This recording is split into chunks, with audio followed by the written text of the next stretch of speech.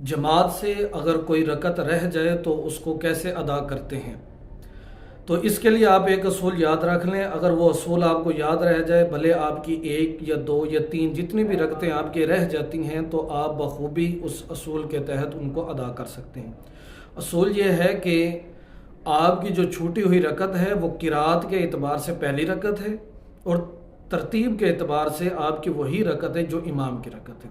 मिसाल के तौर पर अगर दो रहती हैं, यानी दो छूटी हैं और दो आपने इमाम के साथ अदा की हैं, तो वो जो दो रकतें होंगी, क्योंकि किरात के एतबार से पहली रकत है, तो फ़र्ज़ नमाज़ों के अंदर पहली दो रकतों में किरात करनी होती है, दूसरी दो रकतों में किरात नहीं करनी होती। तो जो छूटी हैं उन दोनों में किरात की जाएगी। अगर आपकी तीन छूटी हैं तो आप पहले दो में किरात करेंगे और आखिरी में किरात नहीं करेंगे। अगर इसी तरह मगरिब की पहली रकत एक रकत आपने पाई है, दो रकतें आपकी रहती हैं, तो उसके अंदर तरतीब ये होगी कि आपने दूसरी दोनों रकतों के अंदर किरात करनी है, लेकिन आपको पता है कि तरतीब के एतबार से आपकी वही रकत है जो इमाम की रकत है और इमाम दो रकतों के बाद बैठता है। तो आपने जब अपनी नमाज पढ़नी है, एक रकत आपने इमाम के साथ पढ़ी थी, जब आप अपनी नमाज पढ़ने के लिए खड़े होंगे, एक रकत पढ़ने के बाद फिर आप बैठ जाएंगे, फिर आप तहियात के बाद खड़े होंगे, फिर उसमें भी किरात करेंगे।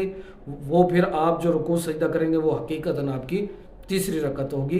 तो ये असूल है कि तरतीब के एतबार से आपकी वही रकत है जो इमाम की रकत है, किरात के एतबार से छूटी हुई रकत आपकी पहली रकत है।